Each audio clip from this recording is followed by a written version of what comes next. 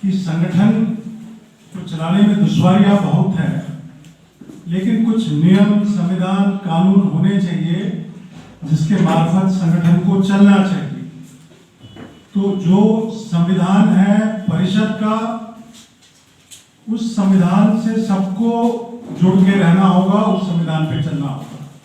ये हम लोग शपथ भी लेते हैं और सर्टिफिकेट मिलता है, तो उस पर ये बात भी हम लोग हमेशा दोहराते हैं। तो मेरा आप लोगों से करबद्ध निवेदन है कि जो कार्तिक बाबा ने बहुत सोच विचार करके एक अंतर्राष्ट्रीय स्तर का संगठन खड़ा किया, संविधान बनाया, उस संविधान से हम सबको जुड़ के रहना है। दूसरी बात, संगठन में जो चुनाव है, चुनाव का प्रक्रिया उस समय पे होता रहना चाहिए, और हम लोगों ने इसका खामियाजा भुगता है कि जिस संगठन में चुनाव ना हो, साल दर साल मनोनयन हो, तो फिर वो संगठन लोकतांत्रिक संगठन नहीं रह पाता है, वो एक डिक्टेटरशिप बन जाता है, उसमें एक तरफा फैसला होता है। तो चुनाव लगातार हो, और ये जो बैठक आप लोगों की है, आप लोग जान रहे हैं कि आप लोगों के बीच से डेलीगेट्स चुने जाएंगे हर एक जिले से, और वो डेलीगेट्स की लिस्ट लेके जो शाखा है, झारखंड की शाखा प्रदेश में केंद्रीय समिति के समक्ष रखेगी, और फिर केंद्रीय समिति का चुनाव भी होना है, राज्य शाखा का भी चुनाव होना है। तो जो डेलीगेट्स आप लोगों को बनाने हैं, मैं निवेदन करूंगा कि अच्छे लोगों को चुन के बनाइए, जो समर्पित लोग हैं परिषद के लिए, परिषद के संविधान के लिए, जो आदिवासियत की बात को समझते हैं और करते हैं, जिनकी और अभिलाषा तो होंगी, लेकिन संगठन के बियॉन्ड उनका एम्बिशन, एस्पिरेशंस ना हो, ऐसे लोगों को चुन के डेलीगेट्स बना के भेजिए, क्योंकि ये वही डेलीगेट्स हैं जो फिर आपके जो मुख्य पदाधिकारी हैं केंद्र के या राज्य के, उनको चुनेंगे। तीसरी बात, ये बार बार हम लोग कहते रहे हैं कि संगठन का विस्तार अगर आप नहीं करेंगे और मात्र जिला अध्यक्ष के बाद उपाध्यक्ष भी ना चुना जाए और संगठन में 2 लोग भी ना हो, तो वैसा जिला का संगठन कैसे काम करेगा? ऐसा तो होगा नहीं कि हर साल आप एक बार इकट्ठे होइएगा, परिषद भवन में आइएगा, डायरेक्शन लेके जाइएगा और 1 साल के बाद आइएगा। कुछ जिम्मेदारियां जो आपको जिले में निभानी है, हमारे बहुत सारे साथी आए, संजय कच्छप जी ने जो शिक्षा के क्षेत्र में काम किया, अनिल उरांव ने जो शिक्षा के क्षेत्र में काम किया, उनको शायद परिषद के दिशा निर्देश से ऊपर उठ के उन्होंने काम किया। जो उनका अपना अनुभव है, जो उन्होंने कहीं और से देखा है, और सबसे बड़ा प्रेरणा कार्तिक बाबा से लिया, उसके हिसाब से वो काम कर रहे हैं। ये एक्सेप्शनल हमारे साथी हैं, तो ऐसे आप भी हो सकते हैं। लेकिन मेरा निवेदन है कि अगर आप अपने जिले की पदाधिकारियों की संख्या आप नहीं बढ़ाइएगा, जिले स्तर से प्रखंड और ग्राम पंचायत तक नहीं जाइएगा, तो आपको अच्छे लोग नहीं मिलेंगे। ज्यादा लोग होंगे तब ना उनके बीच से आपको अच्छे लोग मिलेंगे। तो ये जो प्रसार है आपका जिला का संगठन का, उसको हर हाल में पूरा कीजिए।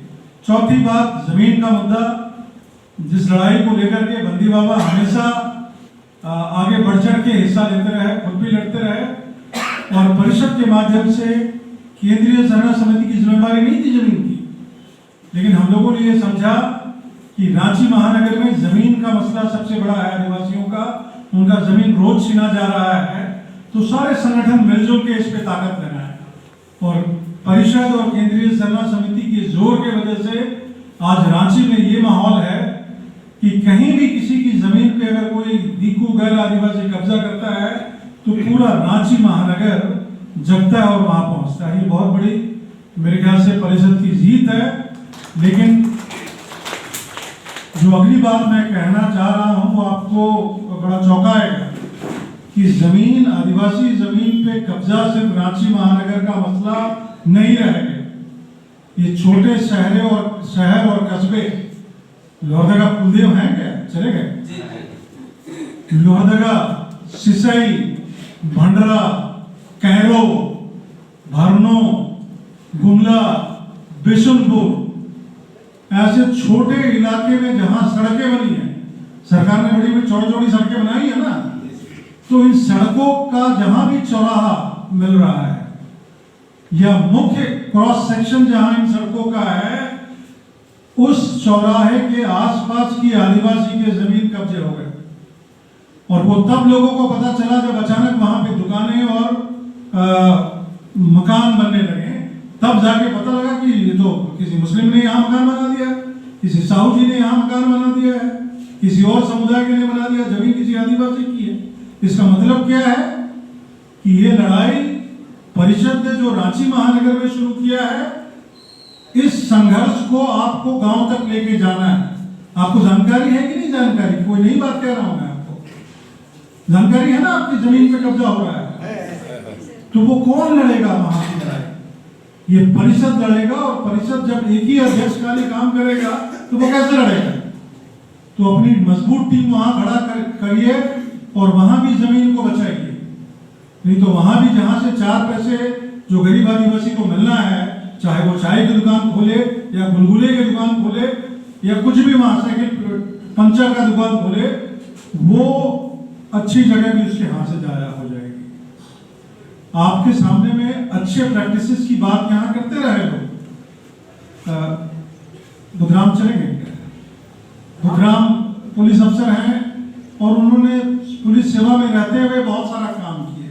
तो जो मेरे सरकारी मुलाजिम दोस्त हैं, साथी हैं, उनसे विनती है कि जिस तरह से संजय कच्छप सरकार में रहते हुए भी अपना सामाजिक काम कर रहे हैं, शुरू में इनको कोई परेशान करने का कोशिश किया कुछ लोगों ने, लेकिन बाद में जो वरीय पदाधिकारी है उनको पता लग गया कि वो उन इलाके में काम कर रहा है जहां सरकार नहीं पहुंच रहा है, तो उसके बाद इनको सपोर्ट मिला और इनकी इज्जत मान सम्मान भी बढ़ी है। और अब महकमे के अंदर शिक्षा के क्षेत्र में, जबकि इनका मार्केटिंग डिपार्टमेंट में काम करते हैं, लेकिन शिक्षा के क्षेत्र में इनसे सरकार प्रशासन मदद ले रही है, तो ये अच्छी बात है। तो प्रशासन के सभी पदाधिकारियों से मैं निवेदन करूंगा कि वो सर्विस में रहते रहते समाज की मदद करें। आज हमारे यहाँ 2 साथी आए हैं, उनको मैं खड़ा करूंगा, पता नहीं उनको बोलने का मौका मिला कि नहीं, जो फौजी रहे हैं, साथी हैं, चले गए।